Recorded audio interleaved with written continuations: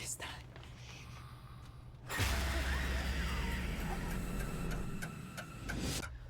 Let's get it now. I'm just gonna grab it. Okay. Don't move. Yeah. Oh, what? Is it gone? Yeah, it's gone. What? It's still on my face! It really makes you realize how weirdly numb you are to, disturbing things like that. How do you do, folks? Got another Bladeslinger vlog for you. And, Until Dawn is apparently having a film adaptation release. In fact, it comes out later tonight at the time of recording this video, and I had no idea that this was getting made. I'm sure I heard somewhere that they were making an Until Dawn movie. I just didn't think they would actually do it because I thought it was a really stupid idea. You guys know that I'm not the biggest fan of Until Dawn, though I think the game is good. It's just not something that really appealed to me. It's just something I'm 100% indifferent towards. But, like, why would you want to turn it into a movie?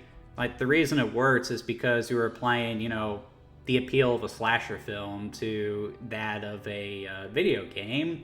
So by taking those cliches and applying it back into film, all you're really doing is just creating a generic horror movie, which is exactly what the Until Dawn movie looks like. So I have a feeling this one is going to fade into obscurity relatively quickly.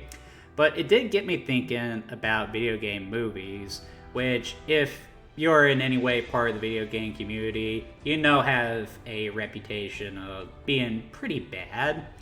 While there have been some decent video game adaptations, especially in recent years, in the past 30 or so years, I can really only think of one video game movie that I can point to as, a indisputably outstanding picture. Some films come close, but very rarely are they able to, get over the threshold to the point where they go from just being decent to being, holy crap, this is really good. So I thought what we'd do for this vlog is go back to the start of this, figure out where this trend began, give some thoughts on why video game movies, for whatever reason, seem to be so hard to adapt. And you know what? I want to talk a little bit about that one video game movie that I think works, because I don't think it gets enough attention, and I want to help it out a little bit. Okay, so where did this trend start? Well, it dates back to 1993 with the release of the film adaptation of Super Mario Bros., which was the first feature-length video game adaptation. And it definitely set a precedence for all video game adaptations, because Super Mario Bros. Is a famously awful movie. So at the time, Super Mario Bros. Was just immensely popular. It was so popular, in fact, that you could argue that Mario was as popular as Bugs Bunny and Mickey Mouse. So studios were chomping at the bit to get their hands on the film adaptation rights of Super Mario Bros. And Nintendo was so confident in their franchise that they didn't think they could do any wrong with it. So they sold off the film rights without any kind of second thought, and they ended up in the hands of a pretty small-scale studio, all things considered, who basically mismanaged the hell out of the project. The script was constantly rewritten.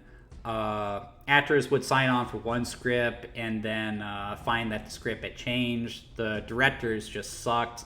They had their own vision for the movie, which was counterproductive to what the script was supposed to be. And everyone who worked on the movie was just having a miserable time. It was reportedly one of the worst film productions that most of the cast and crew had ever worked on. Bob Hoskins, in particular, saying that if there was one movie that he could go back and tell himself not to do, it would be Super Mario Bros. He really hated the production of this movie. And since then, video game movies have been notoriously bad, for a lot of the same reasons as the Super Mario Bros. Movie. Just lots of production issues, a lot of discontent in regards to how to adapt it, and just indifference towards the source material. So, and a lot of the times, there shouldn't be a reason for that. While the Super Mario Bros. Movie was bad, you get the sense, especially with how the series is today, that if you gave it to someone who did give a damn about it, they could make something really special.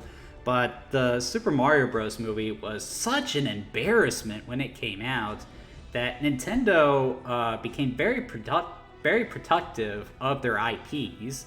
The only video game movies that would see the light of day up until recently would be the Pokemon movies, but those were more or less based on the anime than they were the video game, so Nintendo let those ones slide.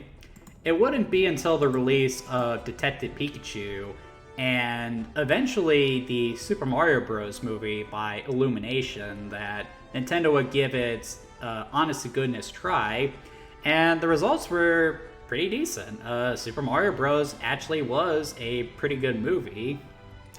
However, it still has some flaws that prevent it from being a masterpiece. So I think that does beg the question then, why are video games so damn hard to adapt? Well, it comes down to three main reasons for me. And the first reason is really just the difference between the two mediums. Film is a storytelling medium. While there are definitely some art house films out there, most films are used for the purposes of telling a story, a beginning, middle, and end, and there isn't much variation on that. While people do have fun getting artsy by playing with the order of events and everything, like in a Quentin Tarantino or a Deadpool movie, that's what films are, a visual storytelling medium.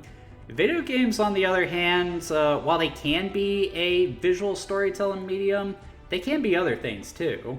Back in the day when Super Mario Bros. Was making the rounds, this is really what Super Mario Bros. Was. It was more or less a game you would play, and while there was a plot to the game, it was a very basic plot. You play as Mario, and your goal is to go save a princess from a dragon. There wasn't all that much to it, which sort of presented a problem for people who wanted to make a film based on it. Like, what kind of story do you tell with this?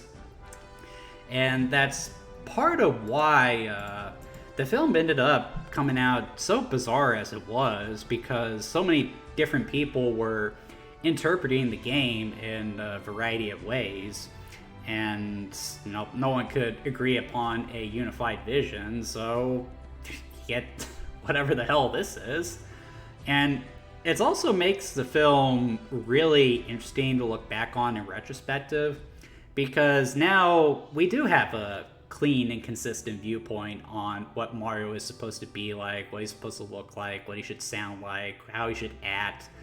So you go back to this film, and it almost seems like a parody. It's like they made a feature-length version of that SNL skit where they turned Mario Kart into a combination of The Last of Us and Mad Max.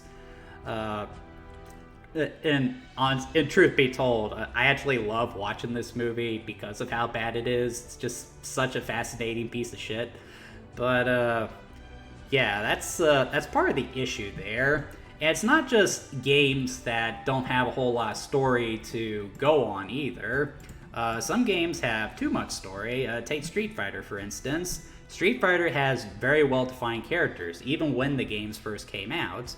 Well-defined characters, well-defined world, well-defined dynamics. Should have been very easy to make a film adaptation of. But for whatever reason, the film adaptation was just as big a mess as the Super Mario Bros. Movie was. And I say, for whatever reason, I know exactly what the reason is. When people started shopping around the idea of doing a film adaptation of Street Fighter, they all basically just wanted to tell the same story as the games. They wanted it to be a, just a martial arts tournament where a bunch of weirdos would fight each other. But for whatever reason, Capcom didn't like that idea, and then someone came to them with the idea to build a movie based around Guile fighting in Bison, and they were receptive to that. But for whatever reason, they still insisted that every character that was in Street Fighter 2 appear in the film and get their own fight scene.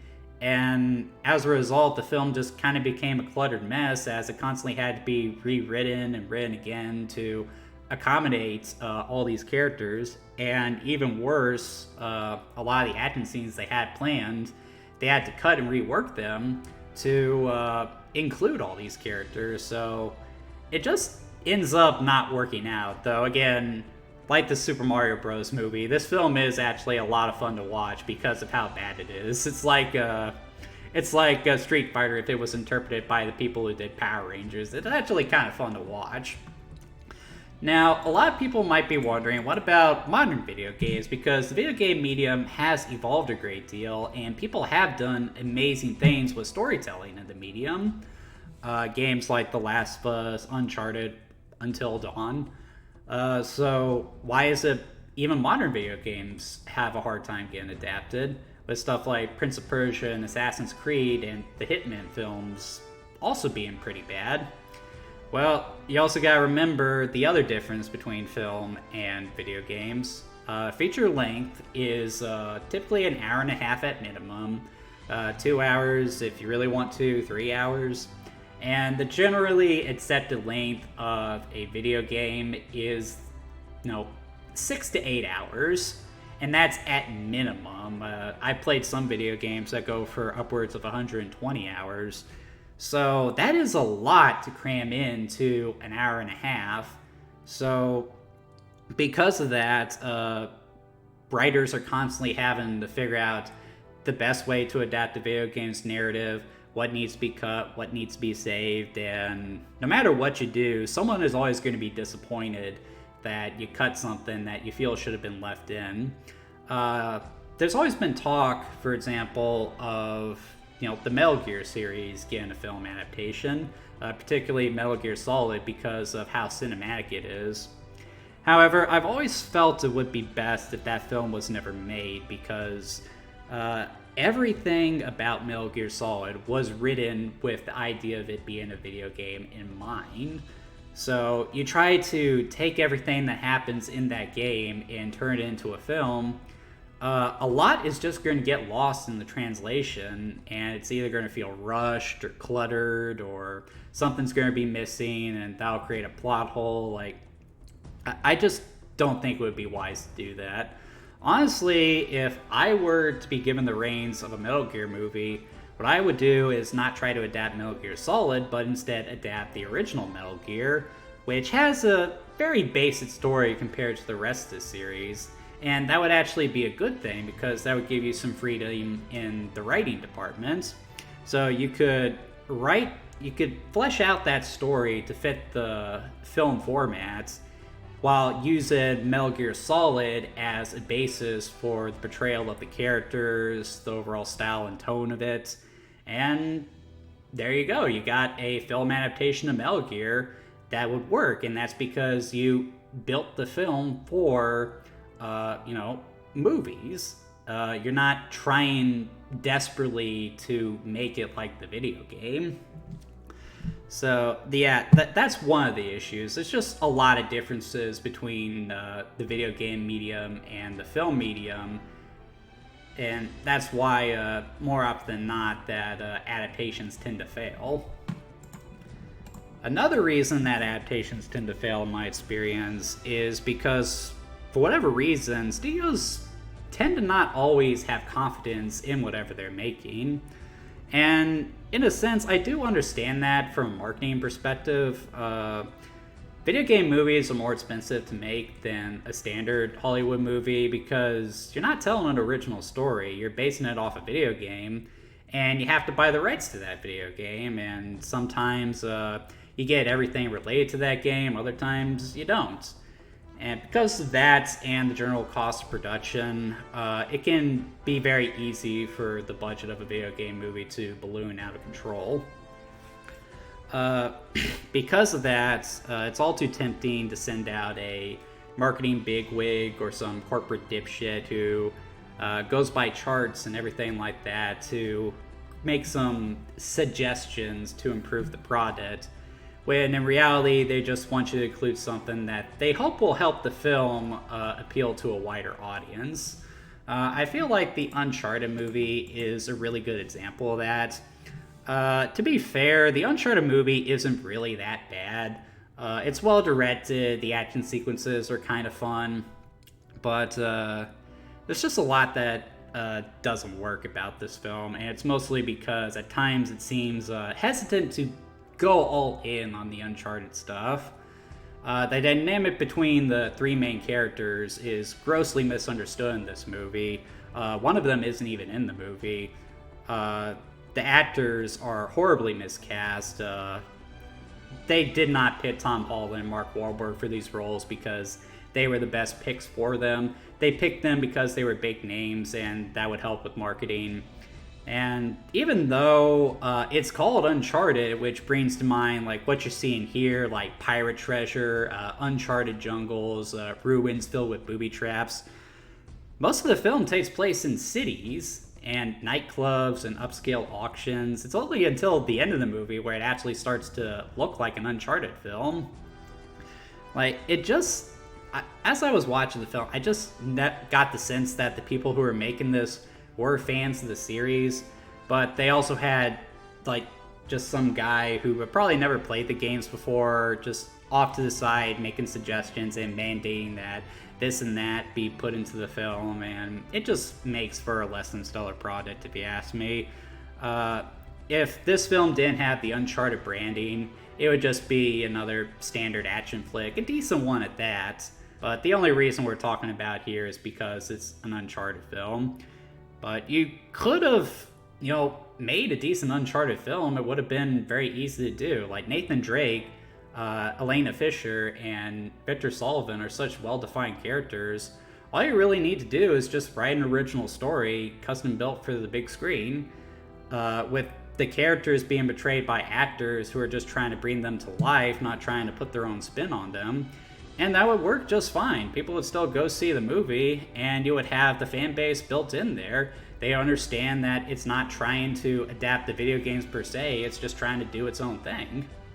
But they didn't do that either because, someone said, oh, we need to adapt the games because that's what people want to see. Or they probably just didn't care about the Uncharted series to begin with. Which brings us to the last issue that tends to plague video game adaptations, and that is just when filmmakers just don't care about the source material. Now, I'm sure a lot of you guys are expecting me to hate on the Sonic movies, and yeah, I do really feel that way about these films. As someone who is deep into the series, I just don't feel like they're really digging into it. Seems like the only research they did was playing the old Genesis games and maybe glancing at the Wikipedia page of Sonic Adventure 2. But, yeah, people still respond well to these movies, so maybe there's something about them that I'm missing, but I just don't feel like they really care. Like, don't worry about all the lore related to the series. Don't worry about all the stuff that people are interested in with these films. Because at the end of the day, the little kids aren't going to care, and that's who these films are built for, right? Not the 30-plus years of fans who have supported all these years, who... Damn it, I hate these movies. To be fair, though, there are worse offenders to video game adaptations in regards to people who don't care about what's being made. For the Sonic movie, they at least cared enough to fix a major issue with the first movie, and then they pretty much had the fans putty in their hands. But there is a greater offender, and I think you guys know who I'm talking about. I am, of course, talking about the infamous Uwe Boll. For those of you guys who are probably too young to remember, back in the early 2000s, this guy basically spent all his time making really bad adaptations of video games. And it was actually kind of a brilliant play on his part. What he would do is find a video game franchise that he could get the rights to for relatively cheap, and then he would just make a film based on it, spend as little money on production as possible, and then he would just sell the movie, be it in theaters or to B-movie channels like the Sci-Fi Network. And every time his movie aired, he'd make money on it. And because he spent so little money on it, it doesn't matter how good or bad it was. He's going to make a profit on it regardless. There was even a rumor circulating back in the day that Uwe Boll actually made more money on his films if they sucked. I don't know how that kind of deal would work, but it wouldn't surprise me if that was the case, because it's a particular kind of bad with this movie. It's like you have to actively try to be this bad. It's not even the fun kind of bad like the Super Mario Bros. Movie or Street Fighter. It's just all kinds of awful. You guys are probably looking at this trailer I'm showing. Can you guys even tell what video game this would be adapting if it wasn't for the title screen there? Probably not, and that is par for the course with all his films. Uwe Boll was just terrible. Thankfully, though, as I said, times are starting to change for video game movies. We have had some decent ones in recent years. Detective Pikachu, well, not a great movie, was decent. The Super Mario Bros. Movie actually was pretty good. Again, it does have some issues, and again, I do feel it is primarily because the filmmakers were still a little hesitant with it. They weren't really sure if it was going to do well, so some marketing decisions were probably made there instead of, some wise creative choices. And though I detest the Sonic movies, there are far worse movies that could be doing well, so I should just be thankful that, people aren't hating on them. Though I'm going to do it because I think they could be better, but that's beside the point. But one thing I haven't done yet, like even all these movies that I've said I enjoy, be it because of how bad they are or because they are pretty close to being good, I've never said that any of these movies are particularly fantastic. Like, they're good video game adaptations, but I wouldn't necessarily say that they are outstanding movies. There is, however, one video game movie where I would make that statement, and the answer to that question is probably going to surprise you guys. The one video game movie that I think is worth watching is Gran Turismo. Now, I remember when this film was first announced and saying to myself, what the hell are you going to do with that? I mean, what kind of story could you tell from a racing simulator? Well, what they came up with is actually rather brilliant. The Gran Turismo movie isn't necessarily an adaptation of the video games per se, but it's more a sensationalized retelling of a Gran Turismo player who actually got a chance to race professionally. And that is a really interesting story, and the filmmakers run wild with it. This film is just excellent by all accounts. The story is compelling. The characters are great. The actors they get to play these characters are great as well. I mean, like, I love the dynamic between the two main characters in this film. The direction is fantastic. It's slick and stylish, but it's also gritty and real. And it has some of the most intense racing scenes that you are ever going to see. I remember seeing it in the theater, and like it was just white knuckle every time they were behind the wheel of a car. Even in the simulated races, before they actually get behind the wheel of real cars, even those made you break out in a cold sweat because you really do root for this guy as he's racing. It's just a really good movie, and I feel like a lot of people passed on it because they found the whole concept silly. And the thing is, the film is aware of how silly the concept is, but that's kind of the point. But the thing is, this actually happened. Yes, it is greatly sensationalized, and I know they told some events out of order. I'm aware of that controversy, and I think it's sort of a moot point too. But the film is just so damn good, and I don't understand why it got such the shaft when it came out. I think it was a financial disappointment at the box office. I don't think it did too well there. And it got very mixed reviews from critics at the time, too. A lot of times them just fixating on the most insignificant stuff. But it's just a really good movie. But what is it that makes it so special compared to other video game movies? And for me, it's very simple. More than any other video game movie I can think of, Gran Turismo has the greatest amount of respect for the source material. again, there isn't much story to adapting Gran Turismo, but they still incorporate it beautifully into the movie. Like, as the main character is racing, he'll think back to the game, like racing on the real world tracks. He'll see the line on the ground, and then he'll think about all the times he's raced, trying to find the best line. The film does a really good job showing how good a racing simulator Gran Turismo is. And the whole point of the series has always been to create the most realistic racing simulator possible. And what better vindication of that fact than to have the video game you worked so hard to create serve as the basis for the foundation that would lead to the birth of a professional athlete in the sport that Gran Turismo is replicating. Madden can never do that. NBA Jam can never do that, or whatever baseball, FIFA, whatever other sports game. And to me, that's why Gran Turismo is such a special movie. It's not only well made by all accounts, but the respect it has for the source material is just incredible. You can tell everyone who was working on this film believed in the project, and that's also evidenced by the fact that the person this film is based on, he was actually a stunt driver on the movie, so even he was on board with it. So yeah, if you haven't seen Gran Turismo, for the love of Lifeson, boot it up on Netflix, get yourself a DVD copy, because this film deserves more attention than it gets. So yeah, highly recommended. This is the only video game adaptation that I think is worth watching.